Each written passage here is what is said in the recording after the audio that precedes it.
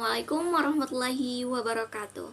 Halo, perkenalkan nama saya Sela Firnanda dengan NIM C1C022070.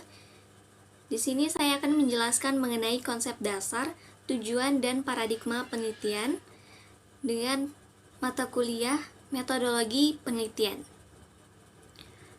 Dalam konsep dasar penelitian, penelitian adalah terjemahan dari bahasa Inggris yaitu research. Research berasal dari kata re yang berarti kembali dan to search yang berarti mencari.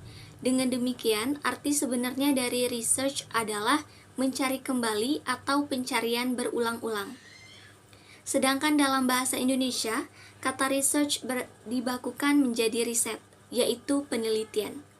Penelitian diartikan sebagai suatu proses pengumpulan dan analisis data yang dilakukan secara sistematis dan logis untuk mencapai tujuan-tujuan tertentu.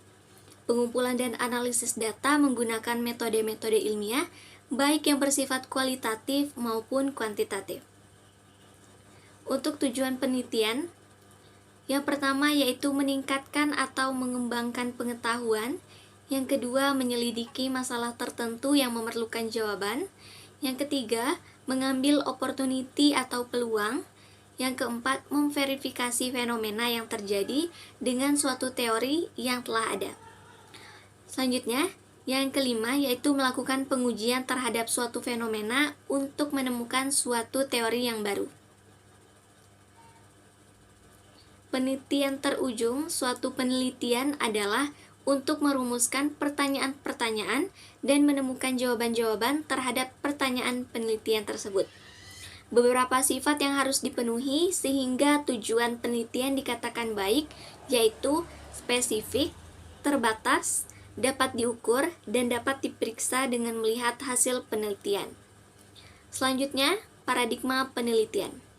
Paradigma penelitian merupakan kerangka berpikir yang menjelaskan bagaimana cara pandang peneliti terhadap fakta kehidupan sosial dan perlakuan peneliti terhadap ilmu atau teori.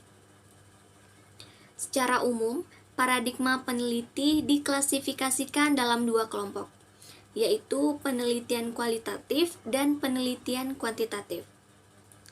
Penggabungan dari dua paradigma ini dikenal dengan istilah triangulation. Selanjutnya yaitu jenis paradigma penelitian. Yang pertama, paradigma positivisme. Pandangan paradigma ini didasarkan pada hukum-hukum dan prosedur-prosedur yang baku. Ilmu dianggap bersifat deduktif, berjalan dari hal yang umum dan bersifat abstrak menuju yang konkret dan bersifat spesifik. Paradigma positivisme pada akhirnya melahirkan pendekatan kuantitatif. Jenis paradigma penelitian yang kedua yaitu paradigma interpretatif. Pendekatan interpretatif merupakan sebuah sistem sosial yang memaknai perilaku secara detail, langsung mengobservasi. Interpretatif melihat fakta sebagai suatu yang unik dan memiliki konteks dan makna yang khusus sebagai esensi dalam memahami makna sosial. Lalu selanjutnya jenis paradigma penelitian yang ketiga, yaitu paradigma kritis. Ciri khas dari paradigma kritis adalah bahwa paradigma ini berbeda dengan pemikiran filsafat dan sosiologi tradisional. Teori kritis tidak hanya mau menjelaskan, mempertimbangkan, merefleksikan dan menata realitas sosial, tapi juga bahwa ingin membongkar ideologi-ideologi yang sudah ada. Baik, sekian penjelasan dari saya. Assalamualaikum warahmatullahi wabarakatuh.